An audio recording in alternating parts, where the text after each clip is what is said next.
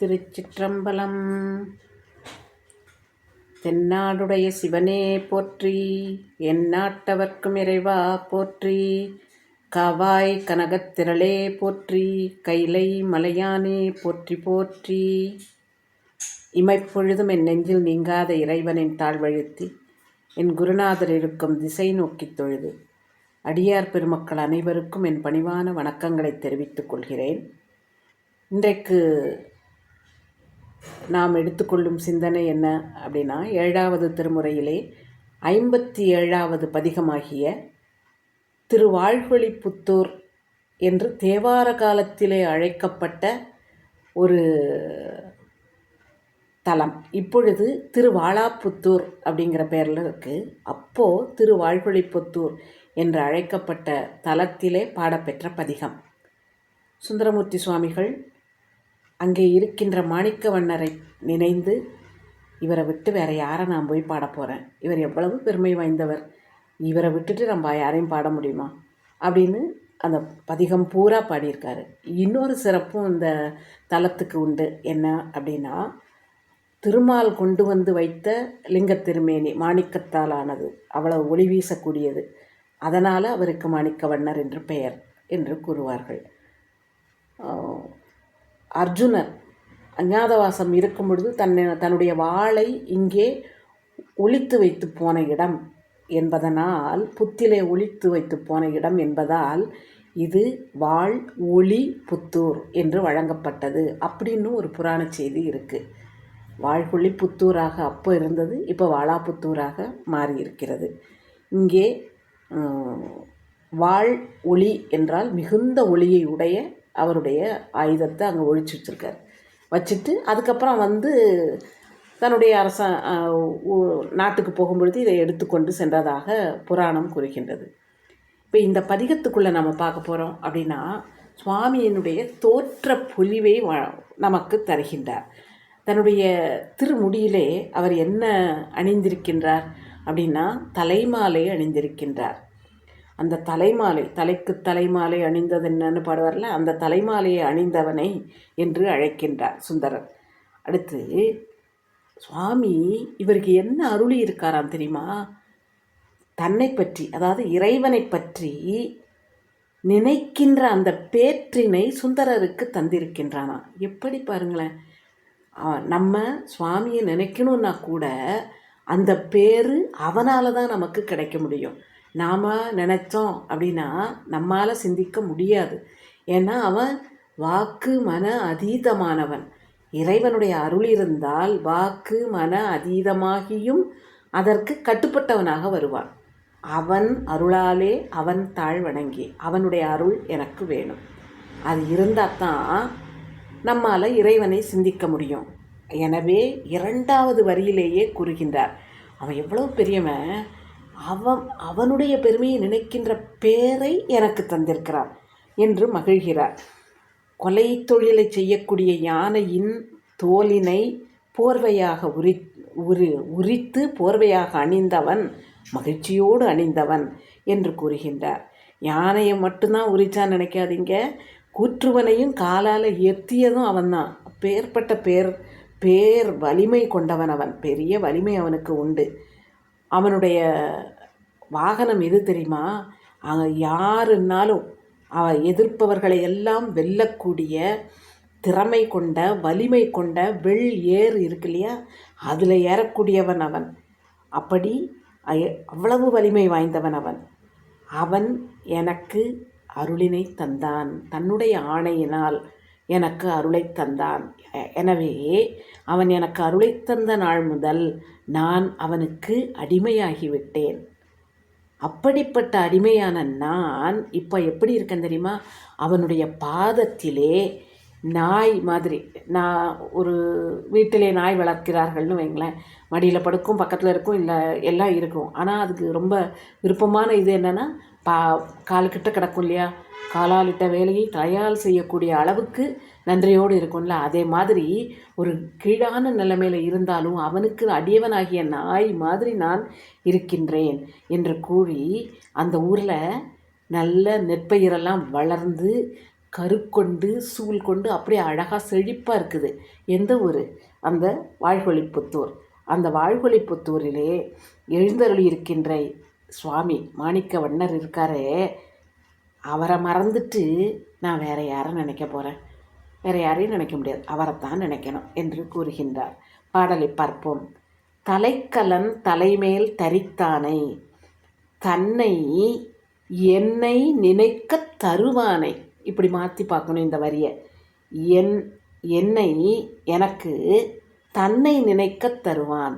தன்னை பற்றி நினைக்கின்ற அந்த பெரிய பேற்றினை யார்? அவன்தான் தரணும், நானாக நினச்ச முடியாது.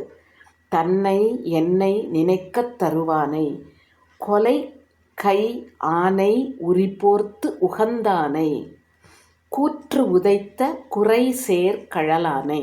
ஒலிக்கின்ற கழலை உடைய கால்களை உடையவன், திருவடிகளை உடையவன். அந்த திருவடிகளால் தான் யமனை ஏத்தினான். அலைத்த செங்கண் விடை ஏற வல்லானை, ஆணையால் அடியேன் அடிநாயேன், மலைத்த செந்நெல் வயல் வாழ்கொழிப்புத்தூர் மாணிக்கத்தை மறந்து என் நினைக்கேனே. அப்பேற்பட்ட பெருமானை மறந்துட்டு நான் வேறு யாரை போய்ப்பான்னு நினைக்க போகிறேன் என்று கூறுகின்றார். வேறு யாரையும் நினைக்க முடியாது, அவரை தானே நினைக்க முடியும் நம்மால் என்று நமக்கும் அறிவுரை கூறுகின்றார். அடுத்த பாடலில் என்ன சொல்கின்றார் என்றால், இறைவன் தன்னுடைய கையில் என்ன வைத்திருக்கின்றான் அப்படின்னா, ஆயுதங்களிலே மிகவும் சிறப்பானதாக கருதப்படக்கூடிய சூலம், அதை தன்னுடைய கையிலே வைத்திருப்பவன். அவனை நினைப்பவர்கள் இருக்கின்றார்களே, அவர்களை அந்த இறைவனையே நினைத்து கொண்டிருப்பவர்கள் இருக்கின்றார் இல்லையா, அவர்களுடைய மனசை என்ன செய்கின்றானா, அவன் ஆக்கிரமித்து கொள்கின்றானா. அப்படி அவனையே நினச்சிட்டு இருக்கவங்க மனம் பூரா அவன் தான் நிறைஞ்சிருக்கான். அப்போ இறைவன் நம் மனதில் குடியிருக்கணும்னு நாம் என்ன செய்யணும்? நாம் அவனை நினைத்து கொள்ள வேண்டும். அப்படி நினைச்சாதான் அவன் நம் மனதிற்குள் வந்து அமர்வான். அப்படி நம் நினைப்பவர்கள் மனத்துக்குள்ளே நிறைந்து இருக்கின்றவன். ஒவ்வொரு வீட்டு வாசல்லையும் நின்று பலி தேடுவதற்கு மிகவும் விருப்பமுடையவனாக இருக்கின்றான் என்று கூறுகின்றார். எல்லார் வீட்டு வாசல்லையும் வந்து நின்று பலி கேட்பதற்கு ரொம்ப விருப்பம் அவருக்கு. அப்படி நம்மிடம் பலி தேர்ந்து அதை மகிழ்ந்து ஏற்றுக்கொள்கின்றவன் அவன். காமன் இருக்கானே மன்மதன், அவனுடைய உடலை அவனை தீக்கிரையாக்கியவன். அப்படி திரும்பி விழித்தவுடன் அவன் தீக்கிரையான நிலையை அப்படி உடலை எரித்தவன் இறைவன். அவனுக்கு அந்த கட்டு, உடல் கட்டு இருக்கே, அந்த கட்டை ஒன்றுமே இல்லாமல் சம்பளாக்கி விட்டுட்டார் சாமி. தன்னுடைய சடையிலே கங்கையை அணிந்து கொண்டு அதை தாங்கி கொண்டு இருப்பவன் இறைவன். இந்த குளுமையான தண்ணீர் மிகுந்த மண்ணியாற்றங்கரை, அந்த மண்ணியாற்றங்கரையிலே இருக்கின்றவன் இறைவன். அவன் எப்படி நிறைந்த அந்த நீர் ஓடையெல்லாம் இருக்குது பார்த்தீங்களா, அந்த நீர் ஓடைகளில் நீலோற்பவ மலர்கள்லாம் நிறைய மலர்ந்துருக்கான்.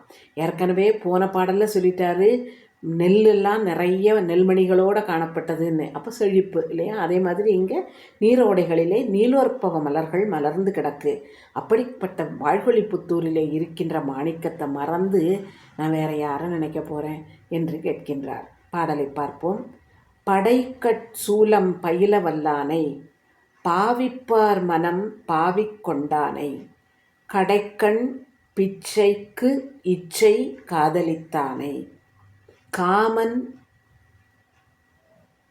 ஆகம் தனை கட்டழித்தானை, சடைக்கண் கங்கையை தாழ வைத்தானை, தன் நீர் மண்ணிக்கரையானை, கானை மடக்கண் நீலம் அலர் வாழ்கொழிப்புத்தூர் மாணிக்கத்தை மறந்து என் நினைக்கேனே என்கிறார். அடுத்து மூன்றாவது பாடலில் என்ன கூறுகின்றார் என்றால்,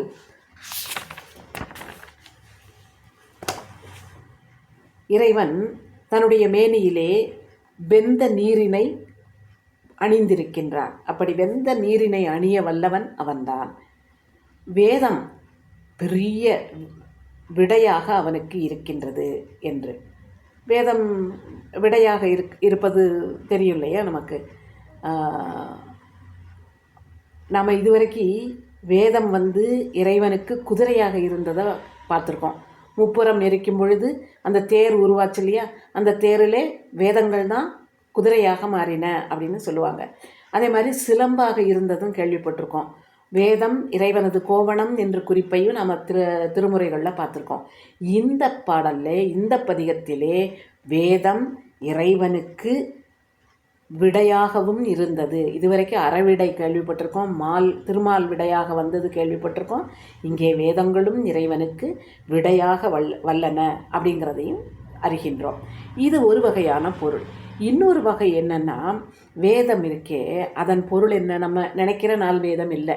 அது இல்லாமல் வித் என்ற சொல்லின் அடிப்படையாக வந்ததால் அறிவு என்று பொருள். வேதம் என்பது இந்த அறிவு என்ன, எந்த அறிவு?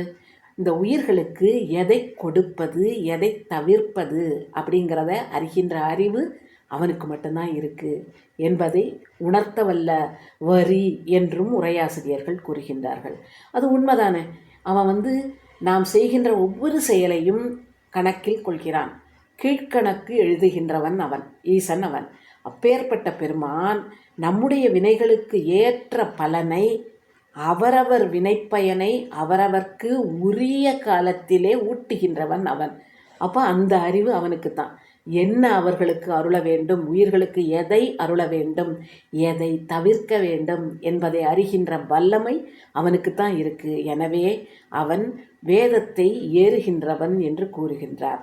ஆக ஒரு உரையாசிரியர் இப்படி வேதத்தை ஏறு என்று கூறுகின்றார். இன்னொருவர் வேதம் ஏறுதல் என்பது அந்த அறிவை பெறுதல், எது உயிர்களுக்கு எதை தர வேண்டும், எதை தவிர்க்க வேண்டும் என்ற அறிவினை பெறுகின்ற வல்லமையும் இறைவனுக்குத்தான் இருக்குது, வேறு யாருக்கும் இது இல்லை என்ற பொருளிலேயும் கொள்ளலாம் என்று கூறுகின்றார். எல்லாருடைய அவனுடைய முடிவு, அவனுடைய முதல் என்ன அப்படிங்கிறது நம்மால் கண்டே பிடிக்க முடியாது. ஏன்னா அவன் ஆதியும் அந்தமும் இல்லாத அரும்பெரும் ஜோதி தான். அந்த அந்தம் என்ன, அவனுடைய ஆதி என்ன அப்படிங்கிறதெல்லாம் நம்மால் கண்டே பிடிக்க முடியாது. இறைவன் அவன் தன்னுடைய திருமுடியிலே மோதுகின்ற கங்கையை அணிந்திருக்கின்றான், சடையிலே, அந்த சடையிலே தரித்திருக்கின்றான். அப்பேற்பட்ட பெருமை உடையவன் அவன். என்னுடைய சிந்தை இருக்கே அது தடுமாறும். இது சுந்தரமூர்த்தி சுவாமிகள் நமக்கு காட்டுகின்ற ஒரு அறிவுரை. சிந்தை தடுமாறுவது எல்லாருக்கும் நடக்கக்கூடிய ஒன்று இல்லையா? பொதுவாக முடிவு பண்ணிடுவோம், இப்படி தான் இன்றைக்கி தேவாரம் தான் படிக்கணும், இன்றைக்கி சுவாமியை பற்றி மட்டும்தான் நினைக்கணும்னு நினைப்போம். ஆனால் அதை விட உலகியலில் நம்மளை இழுக்கக்கூடிய வேறு ஏதாவது ஒரு பொழுதுபோக்கு வந்ததுன்னா தூக்கி தூர வச்சுட்டு அதுக்கு போகிறதுக்கு நம் மனசு தடுமாறும் இல்லையா? அப்படிப்பட்ட தடுமாற்றங்களை எல்லாம் இறைவன் என்ன செய்வானா, தடுப்பானா. அவன் தடுக்கணும்னா அவனை நம்ம மனசுக்குள்ளே வச்சுருக்கணும் இல்லையா? நம்ம கூடவே அவன் இருக்கான், எப்பவும் இருக்கான்.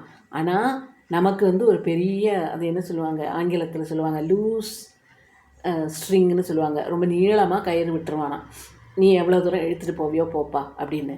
நம்ம அந்த கயிறை அப்படியே சுருக்கி அவன்கிட்ட உட்காந்துக்கிட்டோம். அப்போ தான் நம்ம அவன் கட்டுப்பாட்டுக்குள்ளே இருப்போம். அப்படி அவனையே நினச்சிக்கிட்டு இருந்தோம்னா நம்முடைய சிந்தை தடுமாறாமல் அவன் காப்பான் என்று கூறுகின்றார். அப்படி சிந்தையை தடுமாறாமல் காக்கின்றவன் அப்பேற்பட்ட தேவதேவன், தேவர்களுக்கெல்லாம் தேவனானவன் அவன்.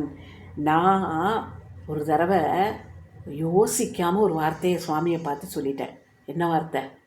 பித்தன்னு சொன்னார் இல்லையா? யோசிக்காமல் சொன்ன வார்த்தை தானே. உண்மை நிலைமை தெரியாமல் இறைவனை பித்தனான்னு கேட்டனே. அப்போ அந்த என்னை பார்த்து நீ பித்தனா அப்படின்னு கேட்ட அப்படின்னு கோவப்பட்டு அவர் போயிருக்கலாம். ஆனால் போகலை, கோபமே கொள்ளாமல் என்னை ஆட்கொண்டார் அவர். அவ்வளவு குணசாலி என்று கூறுகின்றார். என் சொன்ன வார்த்தைக்கு அவர் கோவப்படாமல் என் பக்கத்தில் என் உள்ளத்துக்குள்ளே புகுந்து விட்டார்ப்பா.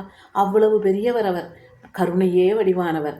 அவர் எழுந்தருளி இருக்கின்ற வாழ்குழிப்புத்தூர் அந்த மாணிக்க வண்ணரை நினைக்காம வேற யாரை நினைக்க போகிறேன் என்று இந்த 3வது பாடலிலே நமக்கு கூறுகின்றார். இறைவனை தவிர வேறு யாராலும் முடியாத செயல்பாடுகளை இந்த பாடலிலே கூறுகின்றார்.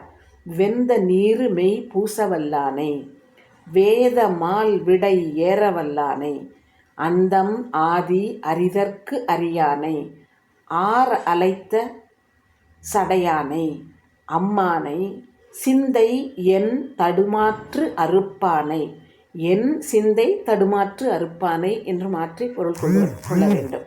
சிந்தை என் தடுமாற்று அறுப்பானை.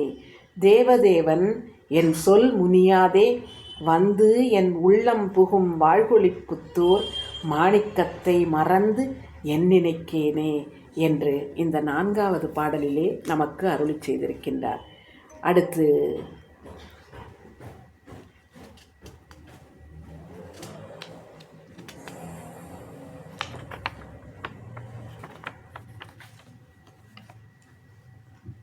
அடுத்த பாடல்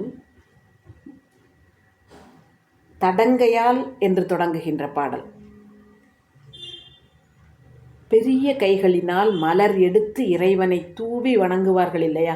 மலர்களை இறைவனுடைய திருவடிகளிலே பெய்து வணங்குகின்றவர்கள் அவங்களுக்கு என்ன செய்வானா? அப்படியே தன்னுடைய அடியிலே இருந்து ஆனந்தத்தை பெற்று அனுபவிக்கின்ற அந்த தன்மையை வழங்க வல்லவன் இறைவன் என்று கூறுகின்றார். அப்போது இறைவனுடைய திருவடியிலேயே பொருந்தி இன்பத்தை அனுபவிப்பதற்கு என்ன செய்யலான்னு ஒரு வழியை காட்டிட்டார் சுந்தரமூர்த்தி சுவாமிகள் நமக்கு. கைகளால் மலர் கொண்டு இறைவனை தூவி வணங்கி கொண்டே இருக்கணும்னு. இது நமக்கு முதல்ல எளிதான காரியம் மாதிரி தோணும். ஆனால் அந்த தூவி வணங்கி கொண்டே இருக்கும்போது என்ன பெரிய பெரிய அருளெல்லாம் நமக்கு கிடைக்கும் தெரியுமா? அப்போ இறைவனை மலர் கொண்டு நாம் வணங்கும் பொழுது அவனை பற்றி சிந்தனை இருக்கும். இப்போ மலர்கள் மட்டும் சேகரித்து அவனை வணங்கி கொண்டே இருப்போம். அப்போ அவனை சும்மா பூவை வெறுமனை போடாமல் அவனுக்கு ஏதாவது போற்றி சொல்லுவோம். அப்படி போற்றி சொல்லும்போது அவனுடைய பெருமைகளை நினைப்போம். அந்த பெருமைகளை உணரும் பொழுது எவ்வளவு கருணையாளன் அப்படின்னு வியப்போம். அப்படிப்பட்ட கருணையாளன் எனக்கும் அருளுவான் அப்படிங்கிற ஒரு நம்பிக்கை வரும். அந்த நம்பிக்கை அந்த பூஜையை விடாமல் பின்பற்றுவதற்கு நமக்கு ஒரு ஊக்கத்தை கொடுக்கும்.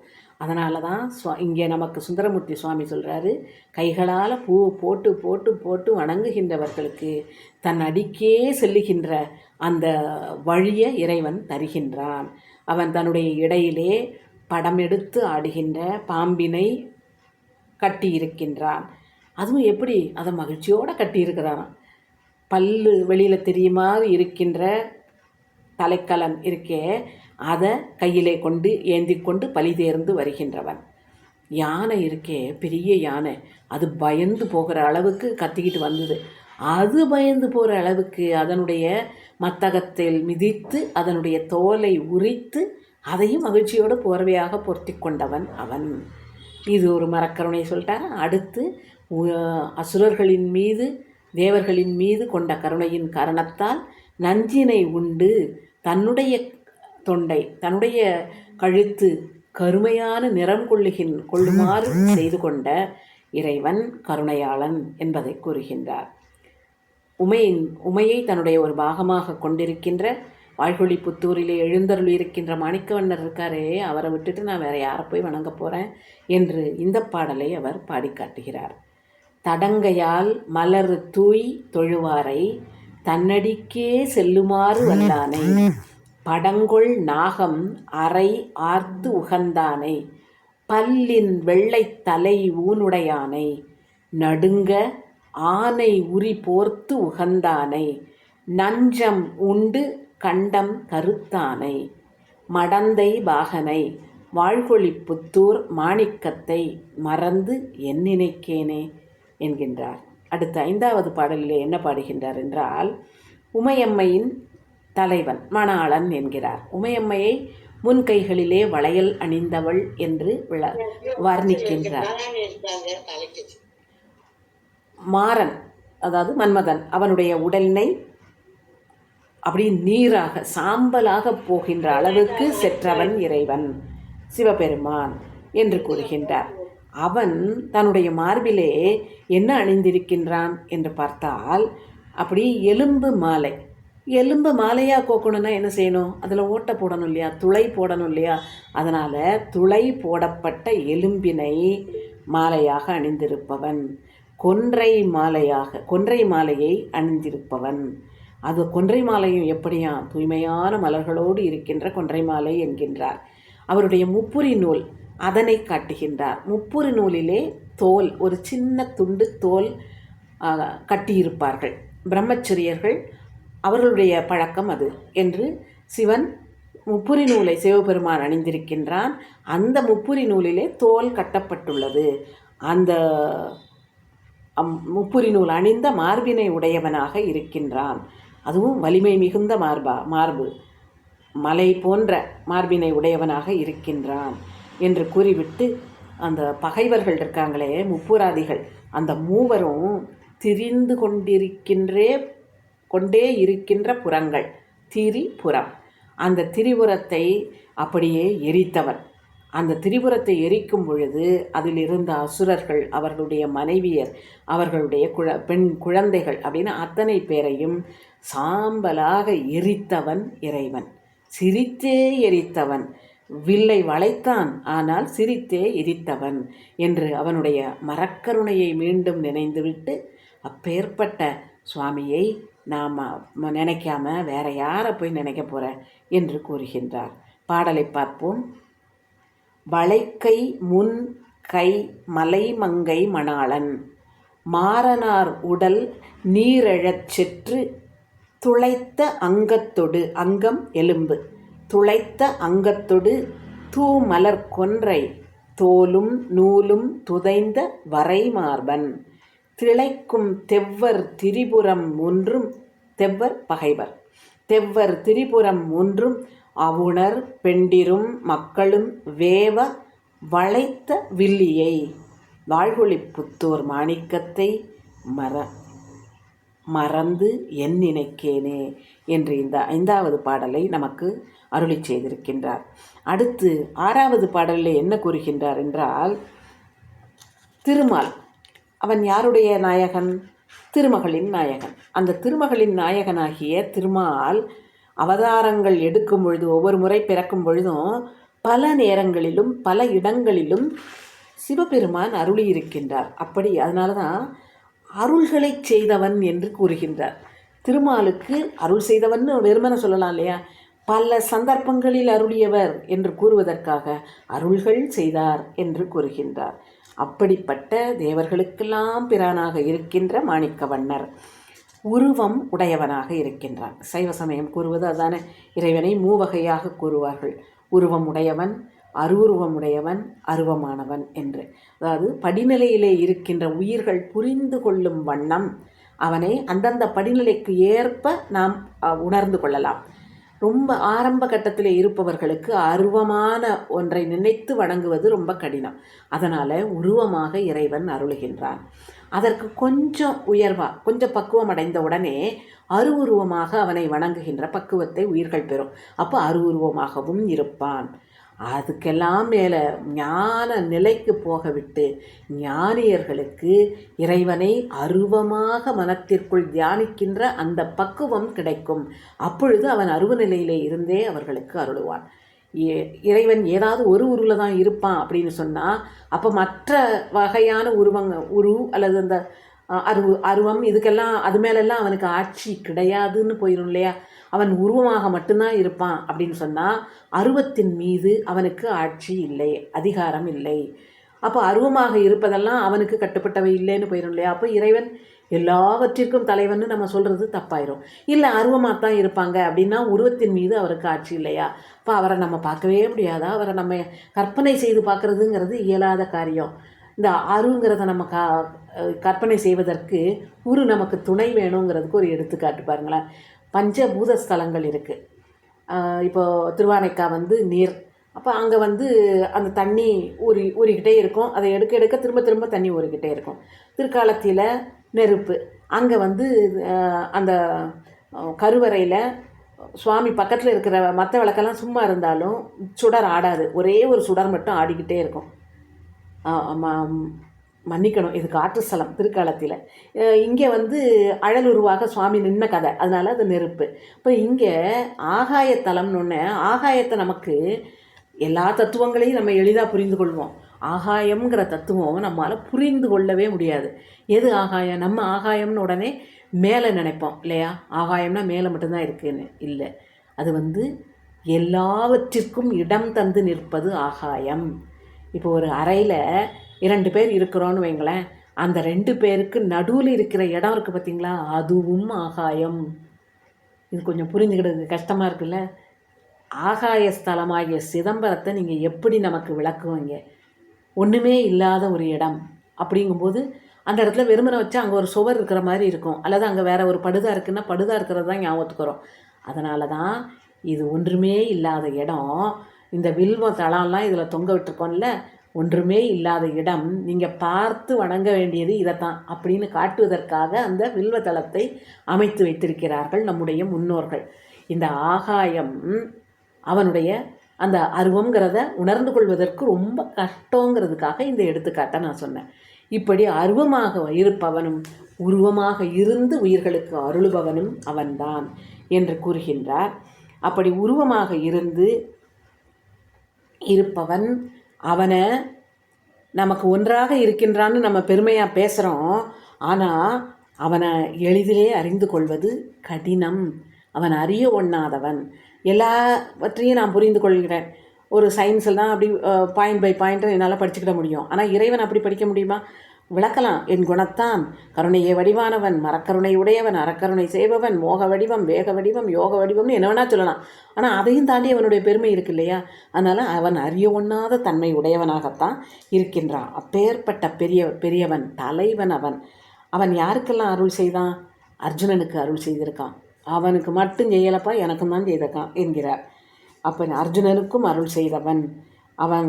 அர்ஜுனனுக்கு அருள் செய்யும்போது என்ன செய்தான் அப்படின்னா, கோபத்தோட புரிய போகிற மாதிரி வில்லும் அம்பு ஏந்தி கொண்டு பன்றியின் பின்னாலே சென்று சிவந்த கண்களை உடைய வேடுவன் மாதிரி உருக்கொண்டு அவனுக்கு அருள் செய்தான் என்று கூறுகின்றார். அப்படிப்பட்ட பெருமான் எங்கிட்டையும் என்னையும் ஆட்கொண்டார்ப்பா. அவர் அர்ஜுனனுக்கு மட்டும்தான் அருளுவார்னு நான் நினச்சேன். ஏன்னா அர்ஜுனன் தவம் இருந்தான். அவன் இறைவனை வணங்கி அவன்கிட்ட பாசுபதம் பெறணும்னு எல்லாம் வணங்கிக்கிட்டு இருந்தான். ஆனால் நான் அப்படிலாம் தவம் கூட செய்யலை.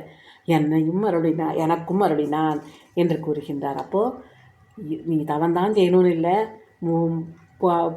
நல்வினை பயன் இருந்ததுன்னா நமக்கும் அருள வல்லவன் என்பதை நமக்கு உணர்த்துகின்றார். என்கிட்டையும் என்னோட சேர்ந்து இருந்தான்ப்பா அப்பேற்பட்ட பெருமான். அவன் வாழ்வழிப்புத்தூரில் இருக்கான். அவனை விட்டுட்டு நான் வேற யாரை நினைக்க போகிறேன் என்கிறார். பாடலை பார்ப்போம். திருவின் நாயகன் ஆகிய மாலுக்கு அருள்கள் செய்திடும் தேவர் பிரானை, உருவினானை, ஒன்றா அறிவொண்ணா மூர்த்தியை, விசயற்கு அருள் செய்வான். விசயன் அர்ஜுனன். விசயற்கு அருள் செய்வான். செருவில்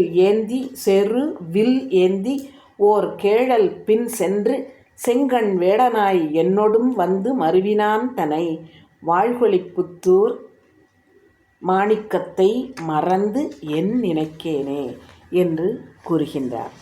அடுத்து 7வது பாடலிலே என்ன கூறுகின்றார் என்றால், இவன் எனக்கு தந்தை போன்றவன், என் தந்தைக்கும் தந்தை போன்றவன், எங்களுக்கு பிரானாக இருக்கின்றவன் அவன். எங்களுக்கு துன்பம் தரக்கூடியது என்ன? உலகத்தில் நமக்கு எது துன்பம் தரும்?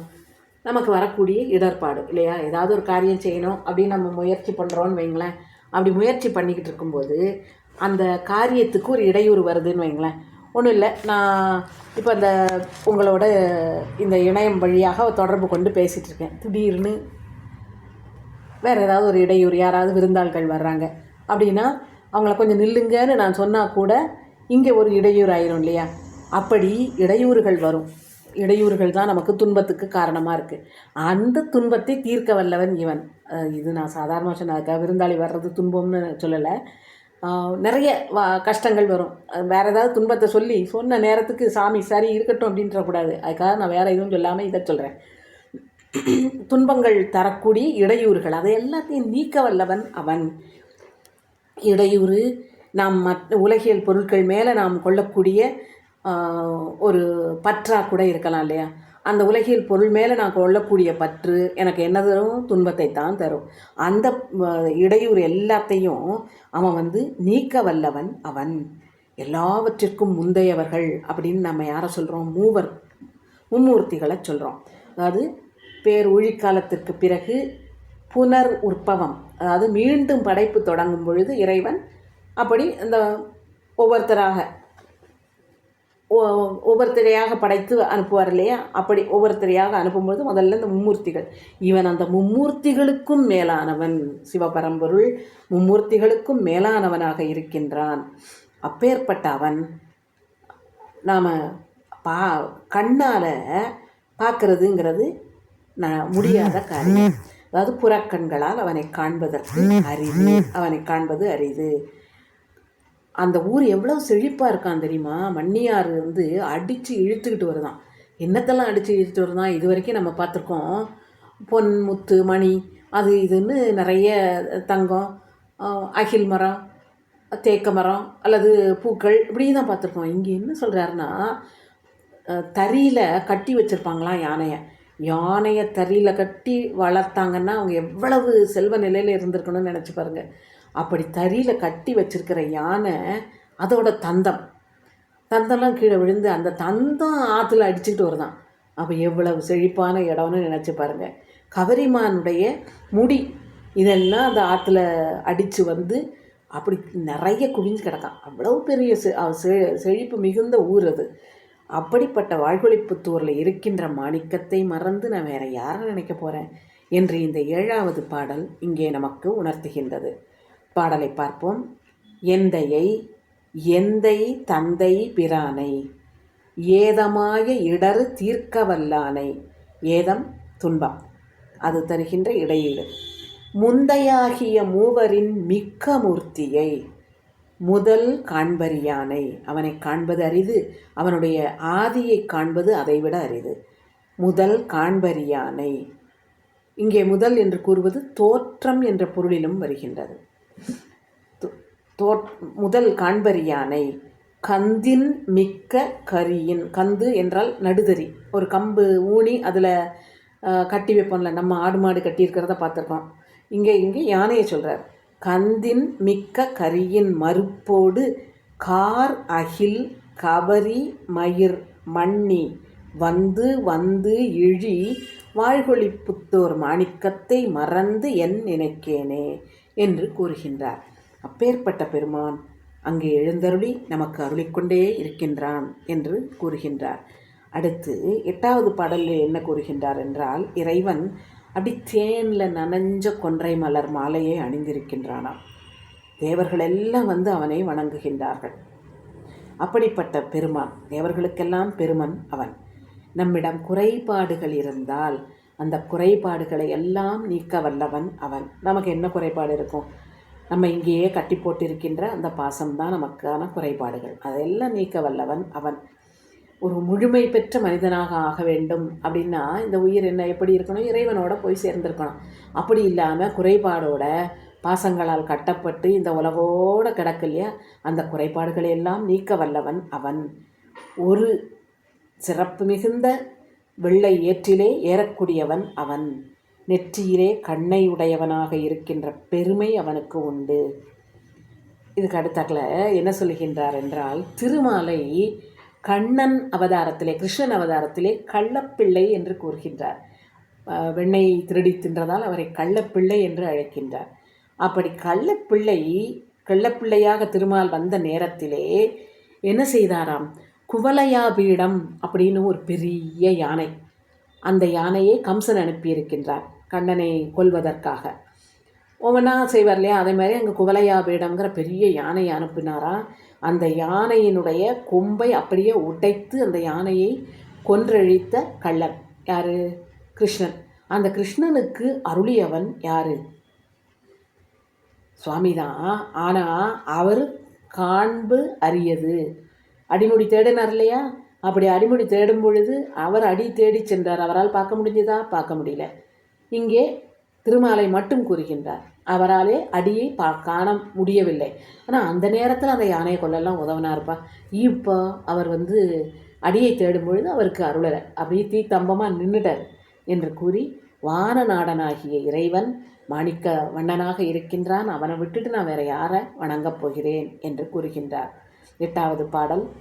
தேனை ஆடிய கொன்றையினானை தேவர் கைதொழும் தேவர் பிரானை ஊனம் ஆயின தீர்க்க வல்லானை ஒற்றை ஏற்றனை நெற்றிக் கண்ணானை காண ஆனையின் கொம்பினை பிழிந்த கள்ள பிள்ளைக்கும் காண்பரிதாய.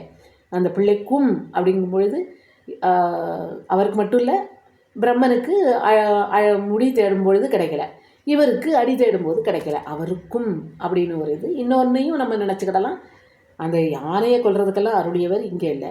ஒரு 2 பாடல்களுக்கு முன்னால் சொன்னார் இல்லையா, திருமாலுக்கு அருள்கள் புரிந்தவன் நிறைய இடங்கள்ல அருளினார். இந்த அடியை தேடும்பொழுது அருளவில்லை, இப்போ நீ கண்டுபிடிச்சிட்டு வா என்று அனுப்பிவிட்டார். வான நாடனை வாழ்வொளிப்புத்தூர் மாணிக்கத்தை மறந்து என் நினைக்கேனே என்று பாடுகின்றார். இந்த அப்புறம் அடுத்து 9வது பாடல். இந்த காளை மாடு கோபம் கொண்டுதுன்னு வைங்களேன். அப்போ அது என்ன செய்யும்னா, இந்த நம்ம பார்த்துருக்கோம் இல்லையா, இந்த இதுக்கு ஜல்லிக்கட்டுக்கு பழக்கும்போது அந்த காளை மாடெல்லாம் அப்படியே அது முன்னால் மண்ணை கொட்டி வச்சு அந்த மண்ணை குத்தி கிளறி கோபத்தை காட்டுறதுக்கு அதுக்கு பழக்கி விடுவாங்கல்ல. ஒரு காளை கோபம் கொள்ளும் பொழுது தன்னுடைய கொம்பினால் கீழே மண்ணை குத்தி கிளறி தூக்கும். அப்படி ராவணன் என்ன செய்தான், மலையை தூக்கினான். சுவாமி எழுந்தருளி இருக்கின்ற மலையை தூக்கினான். இப்போ சுவாமி என்ன செய்தார், ஒரே ஒரு விரலை தான் ஊன்றினார். உமையம்மை பயந்ததால் சுவாமி ஒற்றை விரலை ஊன்றினார். ஊன்றியவுடன் இவனுடைய 10 தலையும் அப்படியே இற்று போயின. உள்ளே இருக்க மூளையெல்லாம் சிதறி வெளியில் விழுந்துதான். அப்படி அமுக்கி விட்டார். அப்படி ஒத்த விரலால் அவனை அழித்த மூர்த்தி இருக்காரே இவர் தான். அவனுடைய தோற்றத்தை நாம் காணணும் அப்படின்னா புறக்கண்களால் காண்பது அரிது. இந்த ஊர் எப்படிப்பட்ட ஊரா, பெருமை வாய்ந்த செழிப்பு வாய்ந்த ஊர். தென்னைமரம் இருக்கே, அதில் இருக்கிற பாளைகள், அந்த பாளையிலிருந்து நெற்றுக்கள்லாம் கீழே விழுது. அப்படி கீழே விழுது, அதெல்லாம் நிறைஞ்சு கிடக்கு. வயல்களில் நிறைய தண்ணி இருக்கிறதுனால அங்கே எருமை மாடுகள்லாம் அப்படியே கிடந்து அந்த தண்ணியை அனுபவித்து கொண்டு அந்த சுகத்திலே மூழ்கி கிடக்கின்றன. அந்த அந்த எருமை மாடுகளோட கண்ணெல்லாம் செவந்து போயிருக்கான். அப்படிப்பட்ட செழிப்பு மிகுந்த வயல்கள் நிறைந்த ஊர். அந்த வயல்லையும் என்னவா, தண்ணி நிறைய இருக்கிறதுனால வாழை மீனெல்லாம் துள்ளி குதிக்கலாம். ஆக தண்ணியோடு சேர்ந்து மீன்களும் வயல்களுக்கு உள்ளே வந்து துள்ளி குதித்து கொண்டு கிடக்கின்றன. அவ்வளவு செழிப்பான வாழ்வொளிப்புத்தூரிலே இருக்கின்ற மாணிக்கவண்ணனை விட்டுட்டு நான் வேறு யாரை போய் நினைக்க போகிறேன் என்று கூறுகின்றார். அடுத்து சுவாமி அந்த அந்த பாடலை பார்ப்போம். காளையாகி வரை எடுத்தான் தன் கைகள் இற்று அவன் மொய் தலை எல்லாம் மூளை போத ஒரு விரல் வைத்த மூர்த்தியை முதல் காண்பரியானை பாளை தெங்கின் பழம் விழ மண்டி செங்கண் மேதிகள் சேடரித்து எங்கும் வாளை வாய் வயல் வாழ்வொளிப்புத்தூர் மாணிக்கத்தை மறந்து என் நினைக்கேனே என்று இந்த 9வது பாடல் அமைகிறது. அடுத்து 10வது பாடலிலே என்ன பார்க்கின்றார் என்றால், இறைவன் எப்பொழுதுமே செம்மையாக வேதங்களை கூறிக்கொண்டே இருப்பவன், அப்பேற்பட்ட வல்லமை உடையவன் இறைவன் என்று கூறுகின்றார். தேவர்கள் நம்ம நினைக்கலாம் தேவர்கள்லாம் ரொம்ப உயர்வான பிறவின்னு, ஆனால் அவர்களுக்கும் அறிந்து கொள்வதற்கு அரியவனாக இருக்கின்றான். பெரிய விடை அதிலே ஏறி வலம் வருகின்ற பெருமான் அவன் உட்கார்ந்துருக்கிறது, அந்த விடை மேலே அவன் அமர்ந்திருக்கிறது ரொம்ப பொருத்தமாக இருக்குது என்று கூறுகின்றார். இப்போ ஒரு பெரிய ஈசிச்சேர் இருக்குதுன்னு வைங்களேன், நல்ல ஒரு பெரியவர் அமர்ந்தால் அந்த ஈசிச்சேர் நிறைஞ்சிருக்கும். அதில் ஒன்றும் வித்தியாசம் தெரியாது. அதில் ஒரு குட்டி பிள்ளையை கொண்டு உட்காத்தி வச்சோன்னு பாருங்களேன், அப்போ ஒரு கற்பனை செய்து பார்த்தா அது எப்படி இருக்கும், ஒரு பொருத்தமே இல்லாமல் இருக்கும். அவ்வளோ பெருசு, அதுக்கு நடுவில் ஒரு குட்டி பிள்ளை, சரியில்லையே அப்படின்னு தோணும் இல்லையே. ஆனால் இங்கே சுவாமி விடை மேலே ஆரோகணித்து வரும் பொழுது அப்படி பொருத்தமாக இருக்கான். சுவாமி அப்படி கம்பீரமாக அழகாக உயர்ந்து காணப்படுகிறார். அவர் ஏறி இருக்கின்ற ஏறும் அப்படி காதை விரைச்சிட்டு கண்ணை அப்படி உருட்டிட்டு செங்கண்ணோட அப்படி ஒரு அழகு தோற்றத்தோடு அப்படி இருக்குது. அந்த கண்ணை மணக்கண் முன்னால் அந்த காட்சியை கொண்டு வரார் பாருங்களேன்.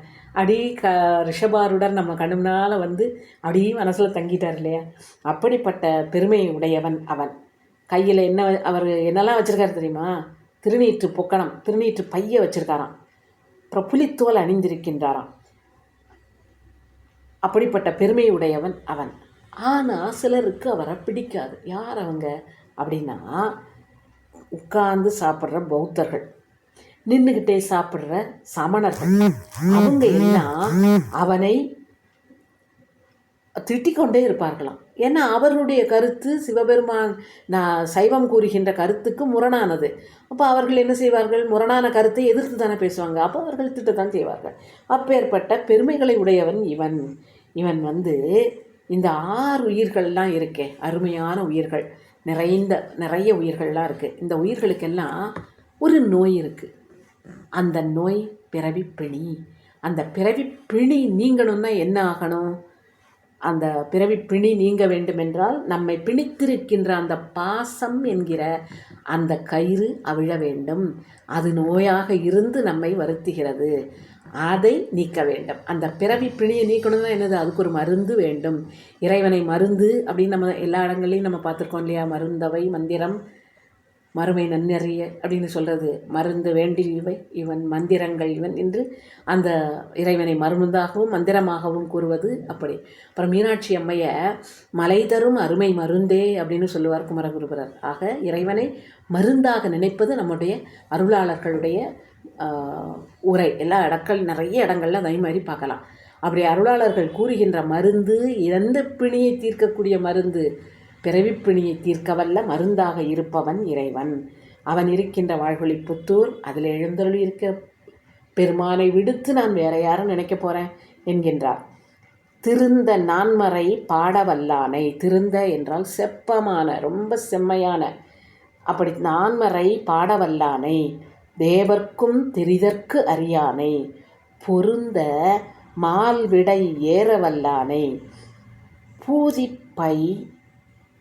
பூதிப்பை திருநீற்றுப்பை, பூதிப்பை புலித்தோல் உடையானை, இருந்து உன் தேரரும் நின்றுணும் சமனும் ஏச நின்றவன், ஆருயிர்க்கெல்லாம் மருந்து ஆனான் தனை, வாழ்கொழிப்புத்தோர் மாணிக்கத்தை மறந்து என் நினைக்கேனே என்று இந்த 10வது பாடல் அமைந்திருக்கின்றது.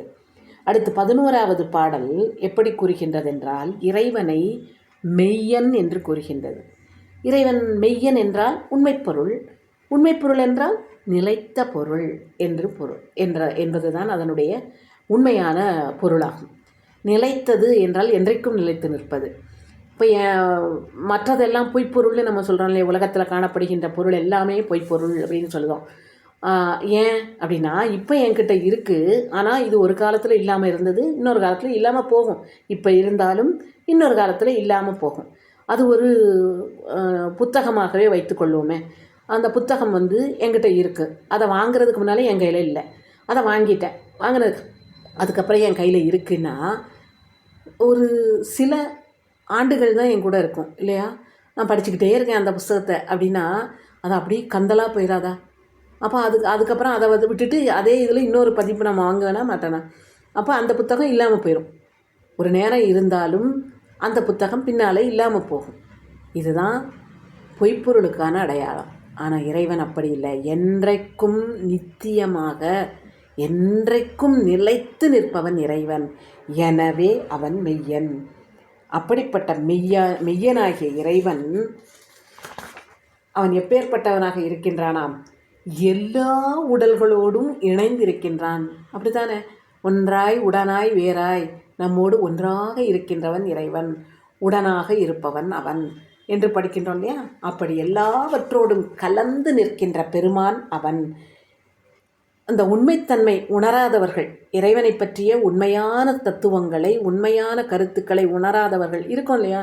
நம்முடைய அறியாமையின் காரணமாக அவன் எப்பேற்பட்டவன் உணராமல் அவனை வணங்கணும் அப்படிங்கிற உண்மையை புரிந்து கொள்ளாமல் அவனை விட்டு விலகியே இருக்கிறோம். உலகியல் பற்றோடையே இருக்கிறோம். அப்படிப்பட்டவர்களுக்கு என்னாகும்னா, சாமின்னு ஒருத்தரே கிடையாதுப்பா, அவன் பொய் அப்படிங்கிற முடிவுக்கு வந்துடுவாங்க இல்லையா? ஏன்னா கண்ணால் காண்பது தான் மெய் அப்படின்னு அவங்க நினச்சாங்கன்னு வச்சுக்கோங்க. இந்த உலகத்து பற்றுகள்லையே இருக்கிறவங்க என்னால் பார்க்க முடியாத நான் நம்ப மாட்டேன் அப்படின்னாங்கன்னா அப்பேற்பட்டவர்களுக்கு இறைவன்கிற கருத்து பொய் தான். ஆக உன் மெய்யனவன், உண்மையே வடிவானவன், நிலைத்து நிற்பவன், ஆனால் இப்பேற்பட்டவர்களுக்கு பொய்யனவன் என்று கூறுகின்றார். அது தவறி அவனுடையதல்ல, அந்த உயிர்களுடையது. ஏன்னா உயிர்களுக்கு அவனை நினைந்து உணர்ந்து அறிந்து கொள்ளுகின்ற பெருமை இல்லை. அந்த அந்த வாய்ப்பு அவர்களுக்கு அவர்களுக்கு கிட்டவில்லை. அதனால் அவர்கள் பேரிழந்து நிற்பதனால் இறைவனை பொய்யன் என்று நினைக்கின்றார்கள். சலமிலன் சங்கரன் சார்ந்தவர்க்கு அல்லால் நலமிலன். நலமிலன்னு அவர்களுக்கு கெடுதலை நினைக்க கொடுப்பான்னு சொல்லலை, அந்த நலத்தை அவர்கள் உணரமாட்டார்கள் அப்படின்னு சொன்ன மாதிரி தான் திருவருட்பயன் பாடலையும் இங்கே நினச்சி பார்க்கணும். அப்படிப்பட்ட அவன் 3 புறங்களையும் எரித்தவனாக இருக்கின்றான். புனிதமானவன். எந்த வகையான குறைபாடும் எந்த வகையான மறு இல்லாதவன் இறைவன். அப்பேற்பட்ட பெருமையை உடையவன். புலித்தோலினை அணிந்திருப்பவன் அவன். செம்மை நிறமுடையவன். செம்மேனி அம்மான். செந்தாமரை காடனைய செம்மேனி அம்மான் அவன். அந்த செம்மேனியிலே வெந்நீர் சன்னித்த மேனியன். அப்படி திருநீரை நிறைத்து பூசியிருக்கின்றான். அப்படிப்பட்ட அருமையான மேனியினை, அருடைய வடிவான மேனியை உடையவன். கையிலே மான் கன்றினை ஏந்தி கொண்டிருப்பவன். கழுத்து மை நிறத்திலே இருண்டு காணப்படுகின்றது. நினச்சி பாருங்களேன், அப்படி சிவந்த செந்தாமரை காடு மாதிரி இருக்கின்ற மேனி, அதில் அப்படி வெண்மை நிறத்தில் திருநீர், கழுத்து கருப்பு நிறத்தில், அப்படி ஒரு அழகான வர்ணமயமான ஒரு தோற்றத்தை கண்ணு முன்னால் கொண்டு வந்து காட்டுறார். மெய்யனை பாடலை பார்ப்போம். மெய்யனை மெய்யின் நின்று உணர்வானை, மெய்யில்லாதவர் தங்களுக்கெல்லாம் பொய்யனை, புறம் 3 எரித்தானை, புனிதனை புலித்தோலுடையானை, செய்யனை வெளிய திருநீற்றில் திகழு மேனியன், மான் மறி ஏந்தும் மைகொள் கண்டனை, வாழ்கொழிப்புத்தூர் மாணிக்கத்தை மறந்து என் நினைக்கேனே என்று கூறுகின்றார். இந்த பதிகத்திலே 12 பாடல்கள்.